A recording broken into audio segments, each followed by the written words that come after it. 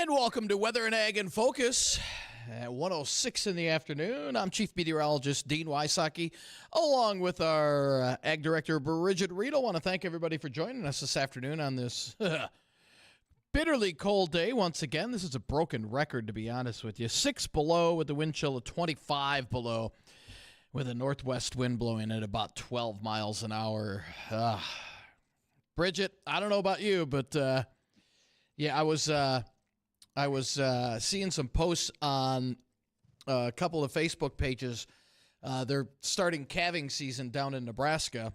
At least one rancher is, and they've got record cold down there. He's like, "Come on, please, let's get some help." And there is going to be help from Mother Nature as we head into the weekend. Much warmer weather on the way. Finally. Well, it's good. Good thing we're going to be talking to a vet later today because we can talk about all those types of things. But I think one of the easiest questions she can answer, and I know we're going to have lots more, is why do farmers stock up on gray tape or athletic tape this time of year? So we'll talk to her about that and why and what it has to do with that cold weather for cattle.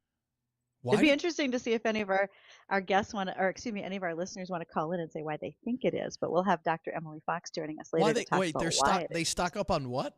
On gray tape? Tape or what else? Duct tape. Okay. Or athletic tape, like you'd use to wrap up ankles and knees and so forth. Think on that. I'm not going to give the answer away until we're joined by Dr. Emily later today. Is it just this time of the year? Are you talking calving season, or just It's pretty particular to this time of the year. Oh man! All right, now I got to Google this. It'll be fun. Yeah, it'll be fun to talk about, and of course that also invites people to give us questions. Maybe they have an answer to my question, which we're going to get the answer for a little bit later. Maybe they have questions for you, Dean, and listeners can certainly reach us 701-293-9000. That's our phone line. Also, if you're following along, some days it's just hard to speak. But if you're following along, Facebook, YouTube, as well as Acres TV, you can go right ahead and reach out to us there in those comments. We'll monitor those as well so we can answer. I try really hard to stay up to speed on our Facebook comments. If I miss one, I do apologize, but I do really try to keep up on what people are asking. So check us out in all those places. We're glad you're here. I found the answer. I never knew that. Don't say it yet. I know, I'm not. I'm not. I never. Wow, that is interesting. Interesting. Okay. Huh. So we're going to get to that because it is calving season. But you said cold weather's leaving on Thursday, which is good because I'm running out of sweaters to wear. Yeah, right. Exactly. And we do have some warmer weather coming our way, but it's going to take a while to get here. We're still looking at extreme cold and extreme cold warnings through the area for tonight into early tomorrow. We're looking at single-digit highs below zero this afternoon, anywhere between about 1 and 5 below, and then down to 20 below tonight, and wind chills tonight about 40 below again. And Wednesday, we finally climb above zero. We're up to 2 above. Then we're at 7 above on Thursday, right around 20 on Friday. But it won't feel that nice on Friday because the winds are going to be pretty strong out of the southwest as that warmer air pushes into the area. And then the weekend, I hate to say the weekend looks great because we're going to have quite a bit of cloud cover around, but it will be warmer. Low 30s on Saturday, mid to upper 30s on Sunday. There's a couple of weak clipper systems coming our way Sunday and Monday. Could give us a little light rain or light snow or a mixture of the both with temperatures above freezing both days. It'll probably be a mixture of both and favoring the northern valley, especially on Sunday, and a better chance for a little scattered precip on Monday. But all next week, Bridgette, it looks like temperatures remain at or above normal. In fact, I see that trend continuing for about 10 days. So that's great news. We'll also see a few clipper systems come through that'll bring us some much needed precip as well. So all in all, at least we're finally getting out of the deep freeze and back into that phase 2 part of the LRC cycle, which brings us warmer weather, but also brings us quite a few clipper systems that will come into the area. So we'll have to wait and see if any of those pack any punch. Right now, it doesn't look like any of them will, but more than likely, as this second part of the cycle pushes into the area, more than likely, we're probably going to have at least one clipper that packs a little punch. So we'll keep an eye on that. Well, if it packs a little punch, it was just a little one to start with. Maybe that's how we have to define it, There right? you go. All right. To this weather update, we want to say thank you to our sponsor for that, and that is Ryan Bonsack. He is with Equitable Agri-Finance, providing long-term fixed rates for farmland financing. Check him out. He will work with farmers and ranchers in the area, and Ryan is happy to take your call at 701-261-6529. For those of you who don't have Ryan's phone number updated in your contact information, I did, because that's his number. And keep him in mind anytime you want to be visiting about farmland, equity, and so much more. So thank you so much, Ryan. Also, we have trade show season going on. I think tomorrow, I'm keeping my fingers crossed, I think tomorrow I will be at the International Crop Expo up in Grand Forks. So for those of you who are unaware, that is a farm show that takes place at the Alaris Center. It really focuses on soybeans, wheat, and potatoes. Simplot will be cooking potatoes, french fries specifically, for lunch tomorrow, so be sure to swing by. There are guest speakers. Tomorrow's is John Newton. He is the executive head of Terrain, which delivers expert insight and confident forecasting in ag market areas for producers. So he's looking at governmental policy, risk management programs, and so much more. So if you want to stop in and hear him, he is going to be the speaker tomorrow from 1 to 2 o'clock. And also, there'll be many other things going on, lots of vendors to visit with. This has been my chance to get into some new equipment, because if I'm going to do a radio show from a farm show, I don't just go sit in the media room. Most of you know that, especially through the live stream, I have the opportunity to sit in farm equipment and show off something new and great. Honestly, if you're looking for a specific piece, if you want me to go find a Fendt tractor versus a John Deere or a Case or something else, why don't you drop us an email, ag@flagfamily.com, or you can find our Facebook page, Weather Ag in Focus, and let me know if you think there's anything specific I should go climb up into, and then I can just kind of show off the cab and what's going on inside some of these machines. Kind of neat to see what's on the floor for display. And the only people who ever seem to be concerned that I'm in a cab for an entire hour is the kid who was waiting in line who wanted to get in there, and I was the one who's taking up a whole hour in the tractor. It happens. Kind of happens. You're just being a kid yourself, that's all. They are such a great place to be for a farm show, because you've got these great seats that have the elevated armrests. So I have a note plate taking place. They've already got laptops, or excuse me, iPads and tablets and so forth in there, so I can mount mine. There have been times where if the speaker system, or if my mic isn't working, I've just tuned it in through Bluetooth through the sound system in the cab and used it. So, hey, thanks you guys for providing my best radio show spot possible. Really appreciate that. And in fact, I'm already working on which ones I'll be using when I head on down to the Commodity Classic Farm Show beginning of March down in Denver. So headed out for that later this month. Looking forward to it. Okay, there's some pop quiz stuff today. One of them is, what's frass? Have you ever heard of insect frass, Dean? No. Okay, want to take any guesses? Frass. F-R-A-S? F-R-A-S-S. One of our other morning show hosts this morning decided this was his new word of the day. I don't know how many times Kevin has managed to use it yet. But frass is actually the insect droppings. It can also be leftover feed and the molten skins from insects. And some farmers actually farm the insects, like yellow mealworms, banded crickets, or black soldier flies. And we've talked about black soldier flies before as a protein source that is being used for livestock feed.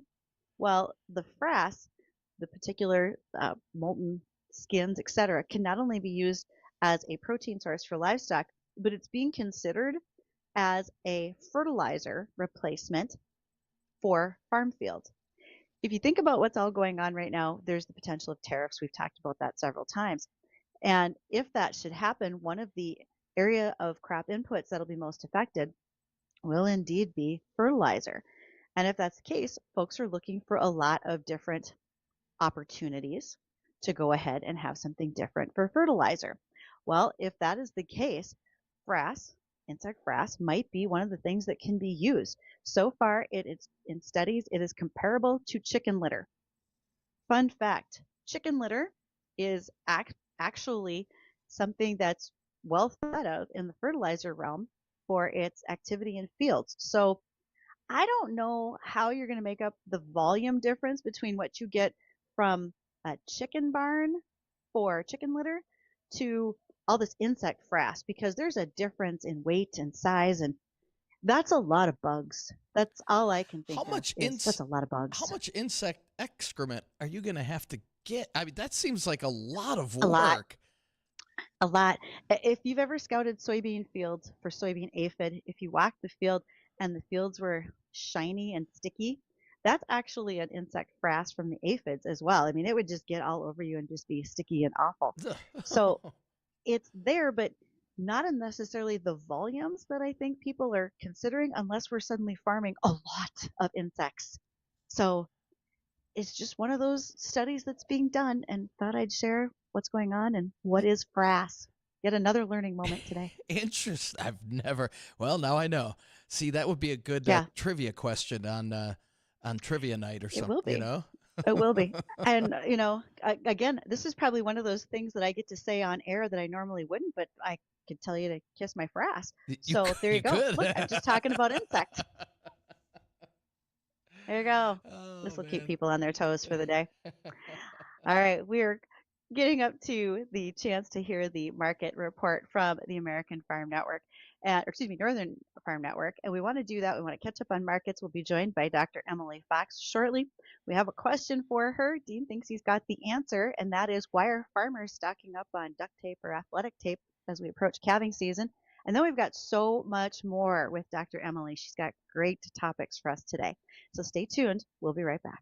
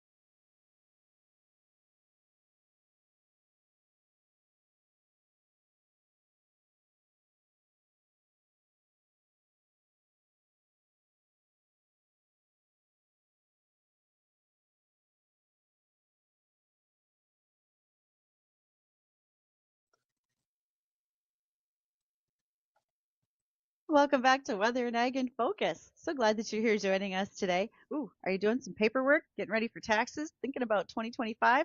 Do not overlook the opportunity to visit with Nate Thorsrud. He is owner and family farmer near Grand in North Dakota. And by owner, he's also the owner of JLA Insurance.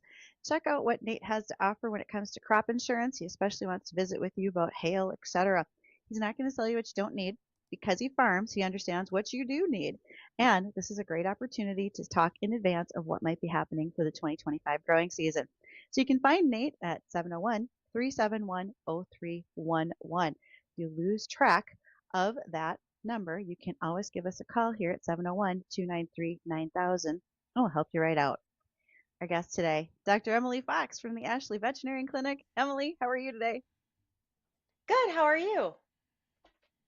Fabulous. So we had a little discussion previously in the first segment where we talked about Dean was mentioning how the cold weather is happening in Nebraska, and he's got some guys calving down there that they're a little nervous. And I posed the question, why are farmers buying duct tape and athletic tape this time of year as we get ready for calving season? So Dean, did you find an answer to it? I And Emily's going to judge if we're right or not. I did, and I have a question for Emily. So supposedly it's used for to prevent frostbite, and if that is the case, if that is right, how how do how do the cows or how does the livestock not try and rip that off for whatever rhyme or reason? I would think that would be an irritant to them, and they would try and get that off.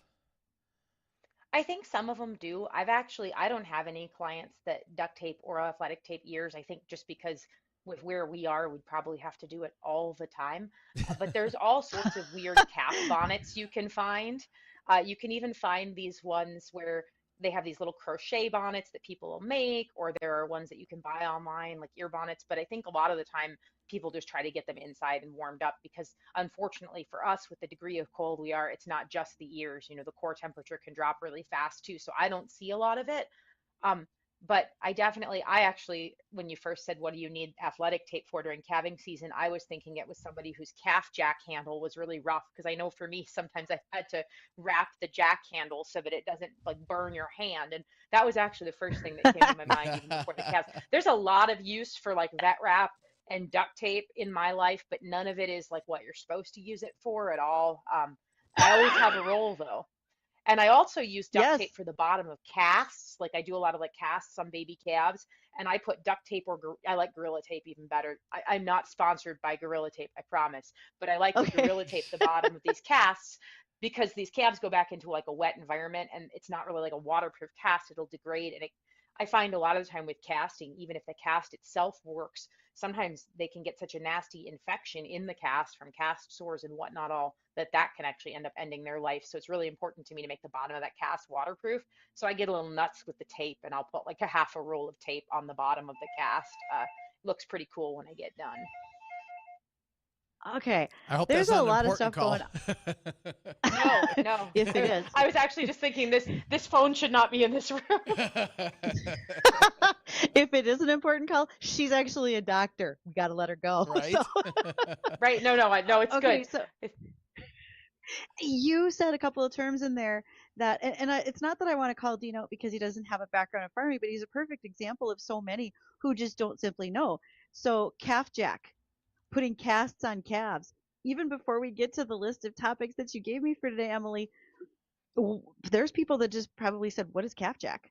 What do you mean?" And I explained it last week as literally a birthing aid for calving, but I'm maybe not giving the best description. So a calf jack is essentially something to give us some power to pull the calf out. And it sounds pretty barbaric, but it really is not. It's just a matter of I don't have as much strength as a cow. So if cows pulled babies out of other cows, which obviously they don't, although that would be really cool, it would be more like a human trying to help another human give birth to their fetus. But I'm trying to get an animal that weighs, 10 times as much as me and pull a baby that already weighs as much as my adult weight sometimes out of that cow. So I do need a little bit of extra leverage sometimes. You have to be really careful with how you apply a calf jack. You have to make sure that it's fair how you're applying it, that the calf is correctly positioned. It's not like you just put it on and let it go, but essentially it's a long bar, most of them, with a kind of a U-shaped thing that goes against the cow's back end. And then you can hook the calf chains onto there or the calf strap, depending on what you use, and gently ratchet back. It almost is like a come along, although I don't like a come along as much as a true calf jack. There are people that'll use Hmm. a winch, a come along, a four wheeler. I generally don't recommend that. My opinion is a lot of the time, if you have to pull that hard, you need to make sure that you're positioned correctly and that everything else is right and have an epidural on board for that cow before you're going to start messing around like that. However, especially for people my size, because I'm not huge, it gives me an ability to really help a cow where otherwise it would be very hard for me to, fight a fetus the same size as me and try to get it out of the cow. That's an awesome description. And we forget about that. You are dealing with a newborn calf that can easily weigh 70 or 80 pounds. And you have to maneuver that Oh, a flopping lot more than that. critter. Well, yeah, you're right. I was trying to be generous on the 70 to 80 and I say, should okay, they're the find a small ones. picture. I've got a picture of one that I think was 160 or 170. Oh, That's a big Oh my beast. God. Yeah. What So breed was that? What did that come out of? that was actually, it was like, I think it was a red sim cross. I'm not 100% sure. That was a big, Holy big calf. cow. But usually, your average calf out of a heifer, depending on your breed and how you breed, obviously, 70, 80 pounds. But then, out of a cow, if a cow is having trouble, I've seen some monsters. And then sometimes too, you have twins and they're all tangled up. People forget about that. But even if the calf's not big, there's a lot of stuff that can still happen that's not ideal and that does require intervention. That's sometimes where knowledge is more important than a calf jack. If you just, I've heard people, I haven't had it happen, but I've had people tell me that, oh, I was pulling on two legs and nothing was coming, and they finally figured out they had one leg from each calf because they had two calves. Oh, So you need to know what you're twins. pulling on. Yeah. Okay. Now, you also mentioned casts. So we're talking literally for broken limbs on a newborn calf. Would that be from the sometimes the violence of birth? So I've actually I'm going to knock on some big wood here. I've actually never broken a leg pulling a calf. I am really, really careful. Part of that is how you apply your calving chains and straps. And if that's something people want to get into, I could put a video online or something because I do think that that's valuable. Um, but essentially, most of the time when I see broken legs, it's actually because mom or another cow in the pen got up and stepped on the calf. That's the most common. It is possible to break a leg during pulling. It happens occasionally, but that's usually not what happens. Usually it's they got stepped on by their cow. Oh, okay. That makes a big difference. All right. There's so much more to talk about. One of our favorite guests to have, Dr. Emily Fox with the Ashley Veterinary Clinic. Stay tuned. We want to visit some more with Emily. We've got lots of topics. And if you have some, you can certainly reach us 701-293-9000. And we'll be back right after bottom of the hour news.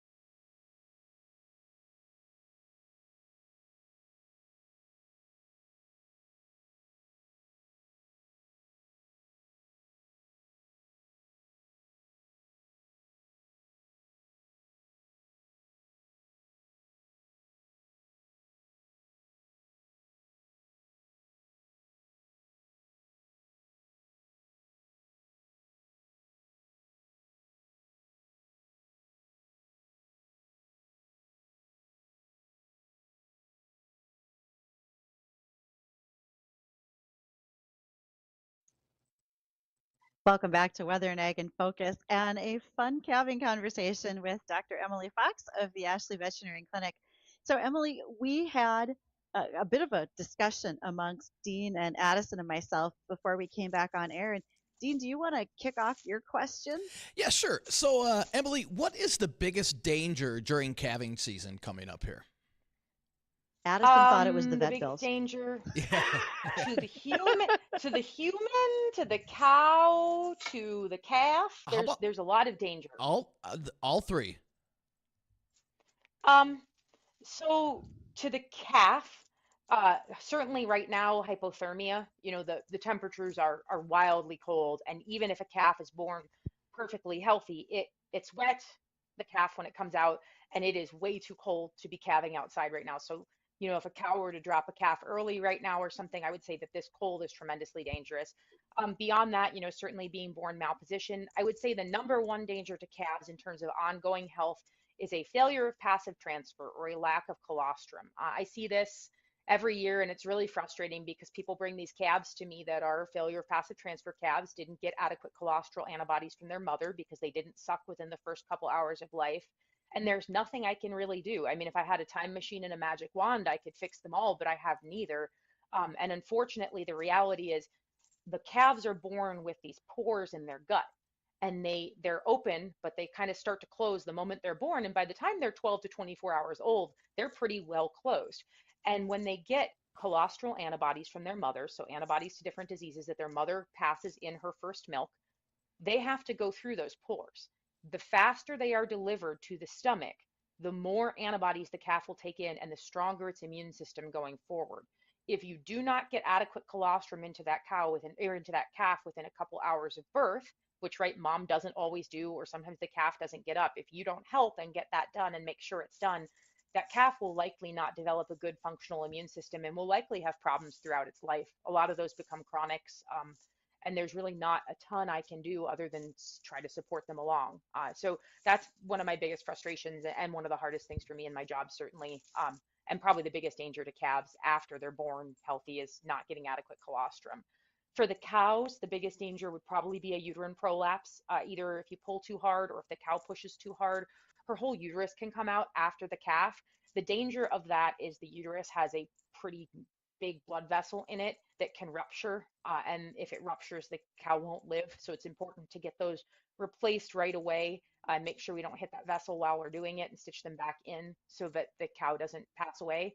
And then in terms of humans, I would say inadequate facilities and lack of sleep definitely both contribute, especially when combined with weather. I've definitely seen some people maybe put themselves in situations they shouldn't and get really injured. Sometimes cows can get very protective, or sometimes it's just a matter of, the facilities not being adequate. But I've definitely been in some pretty dangerous situations, and I've seen some producers in some pretty dangerous situations as well. Hmm. So one of the things that we were going to talk about today was, as we approach calving season, you really start to see some of those congenital defects that can happen, whether they're through basic genetic breeding decisions, etc. And recently there was a set of quad calves born down in South Dakota, which is very unusual. So when you think about that, where do some of these things come from? Is it always through the breed, or can something else happen in the environment that changes the potential for quads, conjoined twins, any of those sorts of things? Absolutely. Before I answer your question, I grabbed something during the break because you asked. Oh, And good. I don't know if you I can love see it. it well, but I grabbed a calf jack just so that everybody can see what I was talking about. So this is one of those instruments that you put on the cow's rear, and then this little thing ratchets back on your chain. Your chain would attach right here and helps you pull the legs along, and you pull back to get some leverage. So that's just, I know they look kind of weird, but they are really a cool thing to have. Most producers have their own, and there's a lot of variation as to what brand and what style people like. It's very much a hot button topic for some people. Which calf jack do you prefer? So I just thought I'd bring out that's my personal favorite, the Dr. Frank's, but some people hate them. So just depends. And I am also not sponsored by Dr. Frank's.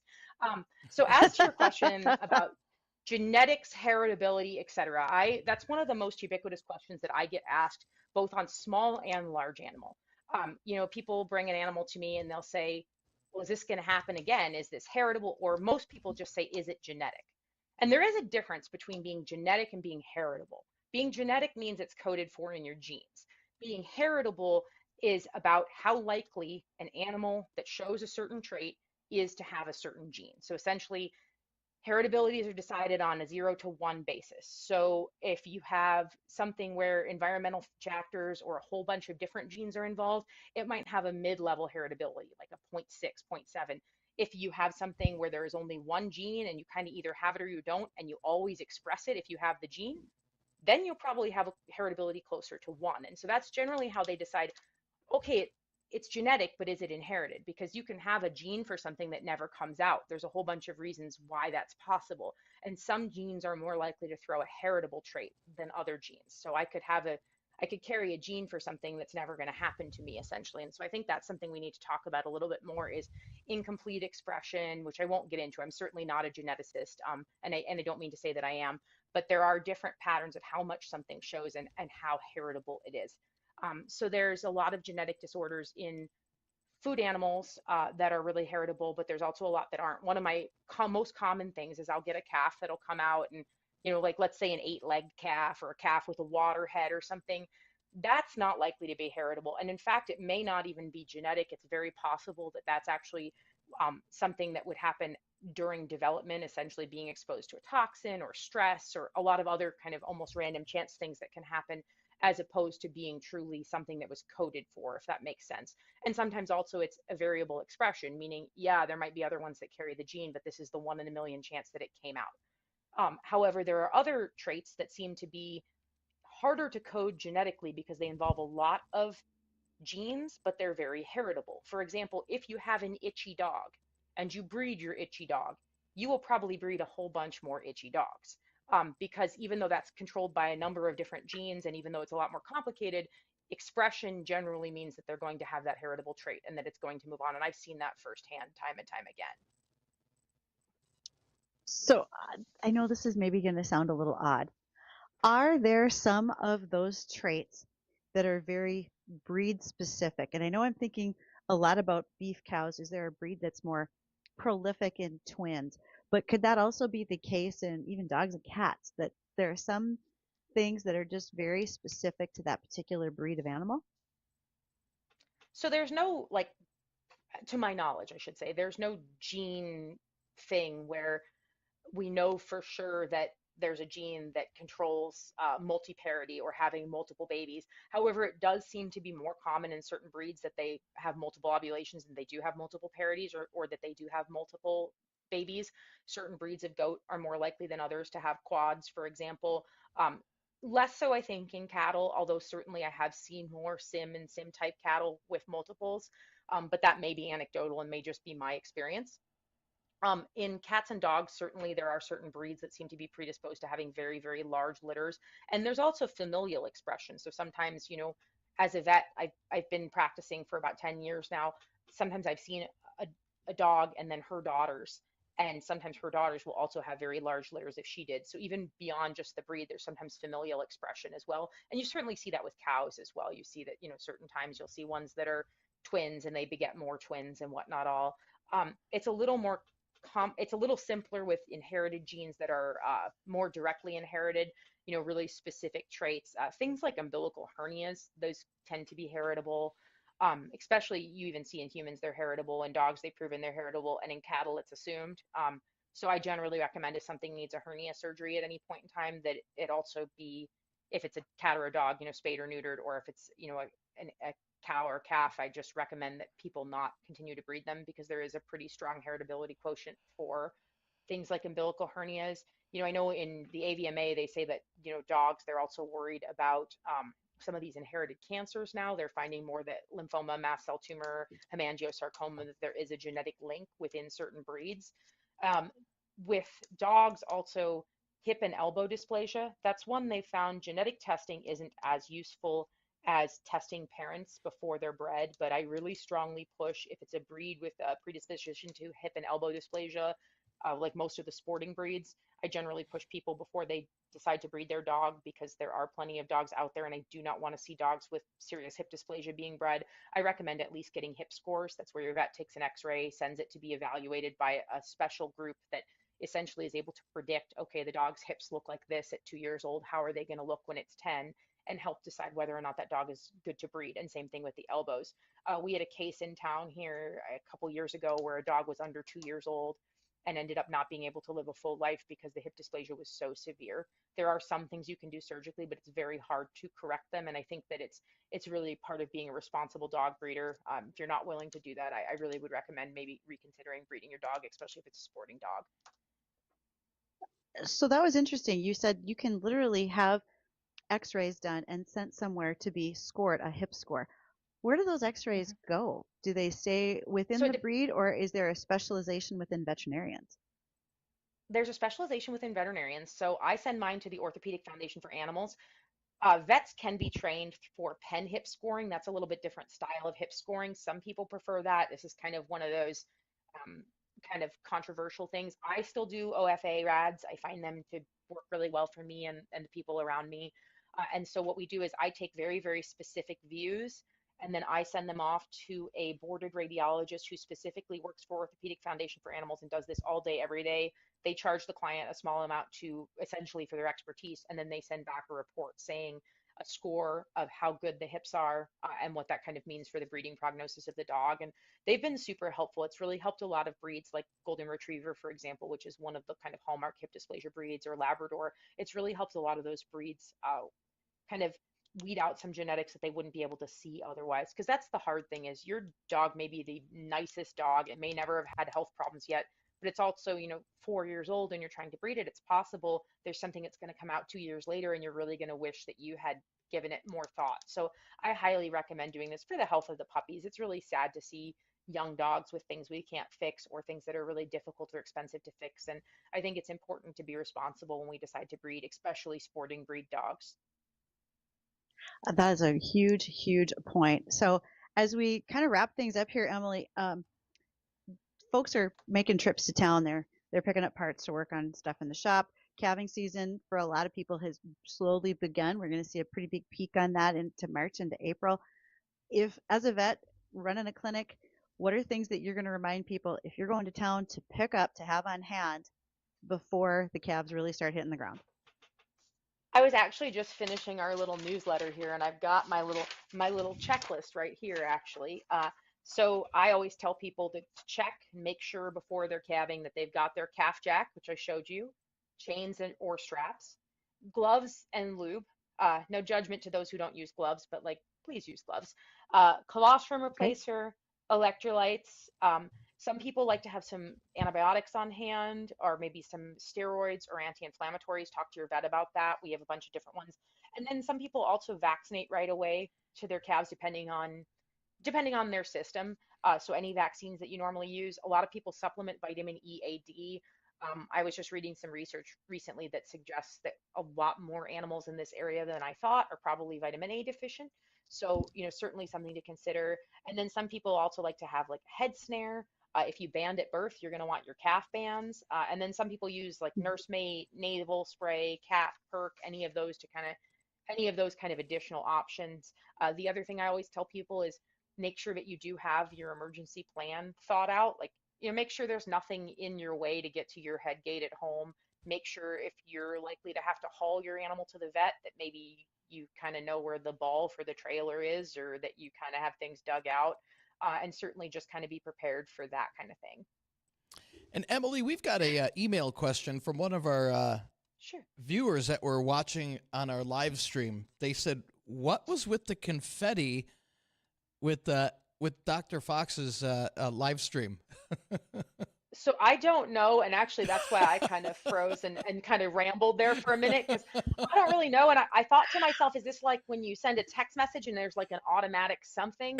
But I don't think that's what it was. So I don't know if I said something that made the phone really excited that it wanted to throw confetti. I mean, I don't know. Maybe I said like birth or something. I'm trying it again to see if I can get the confetti to come up. Okay. That's a real mystery. Maybe your tech services guy just really thought it would be cool to make my office look cooler than it is with this cool fake wood paneling behind me that I needed confetti. Next time I'm hoping they'll give me like a Snapchat filter, maybe like a cat sitting on my head There or you cool go. sunglasses, whatever you guys want to do. It's cool. Emily, your interviews are so good. Confetti just gets randomly thrown on the video. It's fabulous. Oh, okay, wait. Where's Ashley Vet Clinic? Where can people find you? I see just marvelous upgrades to your Facebook page these days, by the way. So those are all the response of my office manager, Megan Spur. She's done an amazing job with our Facebook page. You can find us on Facebook. We now post more than like the twice a year that I was doing. So she's really upgraded us. You can find us at on our Facebook page or Ashley Vet Clinic at outlook.com. And I'm happy to help however I can. Thank you. Thank you for all of the answers today, for the fun that we had. And you bring props, which scares Addison in the control room just a little bit, but I love it when you do. So thank you to you for joining us today, Emily. We really appreciate that. Thank you so much. Have a wonderful afternoon. Thanks. You too. Stay warm, Emily. Thanks. We do have some warmer weather in the forecast, and that's great news for everybody. We'll give you the warmer details coming up here right after the break.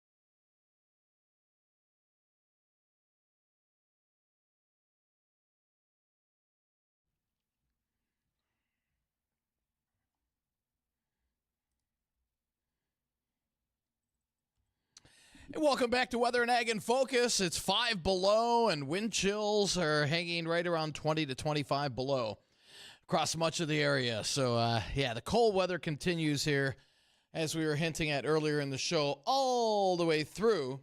Looks like the end of the week through Thursday. Things do start to warm up a bit on Friday, but we'll notice a big change in the weather as we head into the upcoming weekend.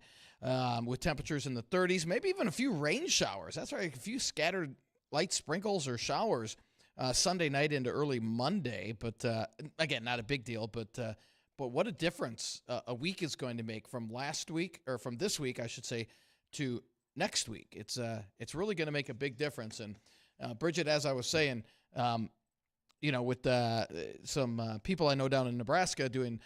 They're just about undergoing calving season right now, and they don't like the cold weather that's entrenched through much of the central part of the U.S. Well, I would say that there's no one who's thrilled about it. I mean, even currently Canadians are complaining, and that's shocking. But they're even saying, this is enough. We're ready for something different. Yeah. It's going to happen. What I saw 10 days ago at 26 inches of ice on Devil's Lake, it's probably over 30 by now. Really, when you think about it, we have likely really built some quite solid ice up there. And this is probably the nicest ice I've ever seen on that lake, shockingly enough. Yeah. And I think the bad part of this is hopefully, we get a slow thaw into spring, because if we end up getting a quick or attempted quick thaw with rain instead of snow, that's not going to be good for our farmers as well. That's just going to all run off. And so hopefully we have a nice slow thaw, and we get a little thicker snowpack, which I do believe we will over the next 6 weeks. So fingers crossed. Let's hope that's how it pans out. Well, I might as well send you my March travel schedule so that you can just coincide all the storms with it. Yeah, right. Usual. That would work out great for me. Right. Okay. So for those who are thinking ahead about 2025, you might be using a product like Liberty Ultra. Liberty Ultra is going to be new in the market. It's a more concentrated form of glufosinate, and we use that not only in canola, but soybeans and corn. And the new label language coming out is going to be a little bit different than what farmers and custom applicators have seen in the past. On those labels, due to the Endangered Species Act, there's now some verbiage that has a 9-point checklist that you're supposed to go through and determine if you meet the criteria to spray the Liberty Ultra on that field. Do you have buffer zones? Do you have grass waterways? What types of mitigation measures are in place to prevent off-target drift, runoff, etc.? The question, though, is who is responsible for the information after the fact? If you're a commercial applicator, you know that you have to turn in your records for restricted use pesticides, but there isn't a clear definition of where this checklist goes. If you actually need to document it, it looks like right now it's information on the label. Will things change with the EPA down the road that we're going to have more enforcement or anything like that? Don't really know, but just as a reminder that if you're looking at spraying Liberty Ultra this year, again, that's the concentrated formulation of glufosinate. Pay attention to what that says. Maybe ask your ag chem retailers, or if you come across your state inspectors, just to get a little better picture of what that's going to be. All right. Well, we want to thank everybody today for joining us on Weather and Ag in Focus. Again, hang tight. We will see warmer weather. I promise. I don't make many promises. We'll see warmer weather, though, by the weekend. So for Bridgette, myself, thank you once again. Don't go anywhere. The Jay Thomas Show, that's coming up next.